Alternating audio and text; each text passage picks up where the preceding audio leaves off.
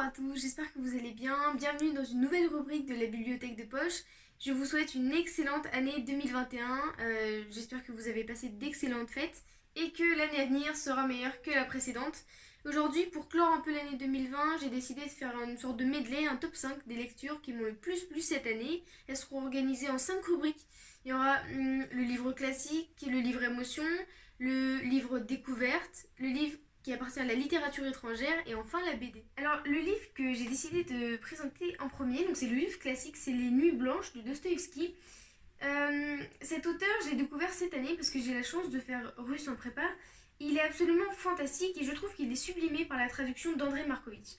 Alors, cette histoire, Les Nuits Blanches, c'est le récit d'un jeune homme, d'un jeune rêveur de Saint-Pétersbourg qui, par une nuit noire et glaciale, va trouver sous un pont une jeune fille qui est seule, perdue, isolée, qui est déplorée parce qu'elle vient d'être quittée par son amant. Et au fil du roman, ils vont se retrouver tous les jours, ils vont se parler, se bercer dans une sorte de flamme naissante.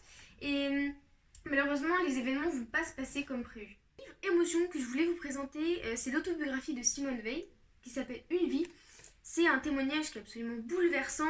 On en apprend beaucoup plus sur son enfance, sur sa déportation avec sa famille, son expérience dans les camps pendant la Seconde Guerre mondiale. Et en fait, finalement, comment elle est devenue la femme forte en politique qu'elle était, une femme qui ne résiste devant rien, qui va jusqu'au bout. Et c'est un témoignage qui est poignant et qui nous montre le destin d'une personnalité absolument hors du commun. Le roman suivant, c'est de Pierre Edos, de Bérengère Cournu. C'est un roman qui a reçu la révélation romanesque de 2019, le prix FNAC et aussi le prix Libre à nous. C'est un roman qui est vraiment super intéressant parce qu'on va suivre les pas d'une jeune Inuit qui, lors d'une nuit, elle s'est retrouvée en fait séparée de sa famille parce que la banquise s'est fracturée. Et on va suivre ses pas dans une quête de la survie en plein hiver. Et elle va rencontrer des animaux dangereux, mais elle va aussi rencontrer des personnes qui vont l'aider. C'est un roman vraiment magique. Le livre qui appartient à la littérature étrangère qui m'a passionnée cette année, c'est donc Promised Land de Barack Obama. C'est en fait le témoignage de l'ancien président des États-Unis. On se plonge dans son quotidien, dans son intimité aussi. On a le récit de son enfance, ses relations avec ses filles et puis avec sa femme, Michelle Obama, comment ils ont pu gérer aussi toutes les crises du pays auxquelles ils étaient confrontés à deux. Et donc c'est absolument impressionnant de pouvoir voir le monde à travers les yeux de Barack Obama et de découvrir un autre monde que celui qu'on connaît et puis de pouvoir être hissé au plus haut rang des États-Unis. Enfin, le dernier ouvrage que j'ai décidé de vous présenter, c'est une BD parce que je pense que quand on fait de la critique littéraire, il ne faut pas forcément que s'intéresser au monde du roman mais aussi toucher à l'univers de la BD.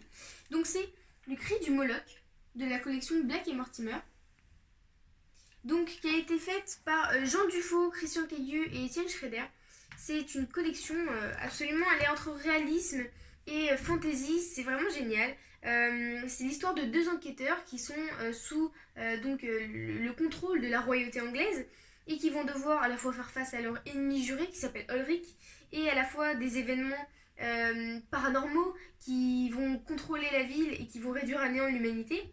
Et à chaque histoire, ils vont devoir sauver le monde. Ici, c'est face à une créature absolument surpuissante, qui s'appelle le Moloch, qui va vouloir réduire l'univers à néant. Et donc, ils vont devoir s'allier à leur ennemi juré pour sauver la Terre. J'espère que cette vidéo vous aura plu, que le petit résumé vous auront donné l'envie de lire un de ces 5 livres, ou plusieurs. Je vous souhaite de nouveau une super année 2021, que tout se passe bien. Et puis, on se retrouve de nouveau très vite pour une prochaine vidéo.